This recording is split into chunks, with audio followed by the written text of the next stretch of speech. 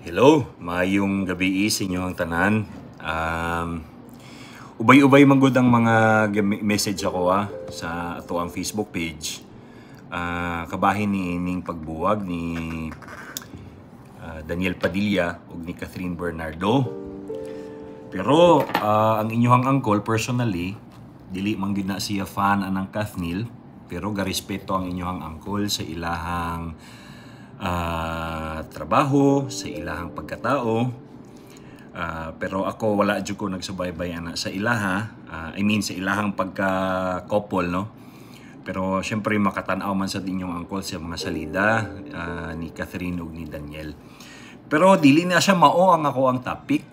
Ang ako ang topic kay naaragi ko'y nabasa sa Facebook nga gi-share ni Kuya Kim Atienza ug mo agree ko sa iyang giingon. Kaya na siya gi-share nga usa ka question sa GMA Public Affairs. Ug ang pangutana ngano daw daghan kaayo og gabuwag rong buwan na, no? Ug mapansin ninyo daghan pud bitaw, no? Daghan sa kog kaila nga dili artista pero nagbuwag gid sila karong tuiga. Ug syempre daghan pod sa showbiz, no, nga maski dili confirmed naanay mga chismis nga nagbuwag sila.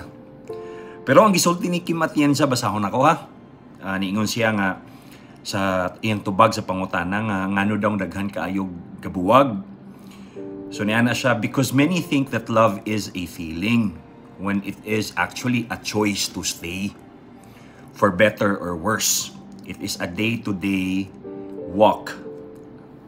So nakaingon siya kog tinuod yun no? Tinuod yun ang gisulti ni Kuya Kim nga ang love bitaw, I think nakaagi na sad mo ani nga cliche or quote ba siguro nga love is it's not just a noun, no? Nga kanang kining gibati nato nga nahigugma ta ana, di ba? Kanang excited ta permi nga makita nato ang tao nga gihigugma nato, or kanang kung excited ta nga makitaan siya nahigugma na ka, kanang perminti nato siya pangitaon gugma na, di ba? Pero ang tinuod na sa relasyon, mo na nga wala naggadugay kay tungod gabasi sila bitaw sa excitement, no? Kay syempre maayo sa sugod, di ba? Naama gid na maayo ra sa sugod nga uyab mo, excited mo, halos dili na gani mo matulog kay magsige mo og istorya. Paunhanay pagani mo kung kisay unang matulog pag mag-video call mo. Pero pila ka tuig ang malabay, marag wala na, marag napula na. So, para sa kuha, ang gugma manggod is, again, it's not just a noun, it's a verb, no? Kinahanglan nato buhaton, kinahanglan nato ipakita. Ug ang kaninga klaseng, daghang klaseng nga gugma. Pero ang ako ang gugma sa usa ka relasyon, no? Ipakita ba nato nga kanang kintahay pila na ta ka tuig. Di gina mawala maski kinsa inyong pangutanon, no? Maabot yun ang panahon nga mapulan ta, nga wala na ang excitement, wala na ang spark.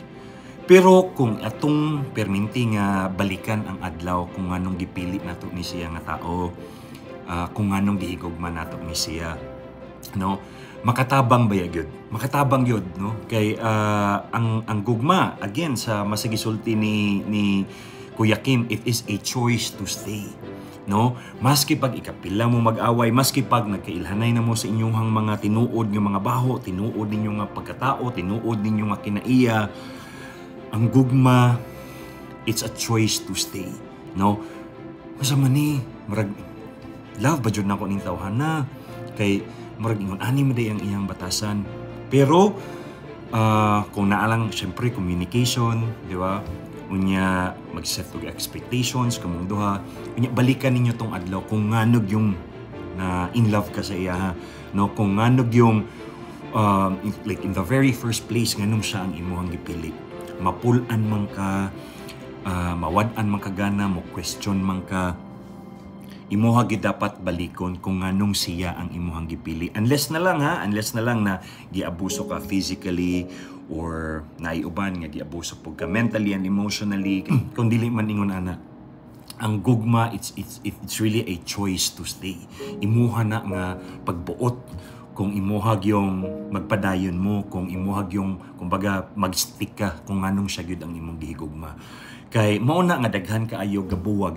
Mao nang daghan kaayo ang wala ka si tawagan wala nagpadayon ang ilahang relasyon tungod ni ana. Mapulan lang mangita naglain. And I'm telling you, kung ingon ana man ang atoang pagtan-aw sa relasyon, wala magpabiling gyud ka nga single, no? So kana lang ang ako ang masulti, ni agree lang gid ko kay Kuya Kim sa iyahang gisulti, no? Again, love is a choice Unsa kol? Kuya usod ka makatambag murag nay uyab.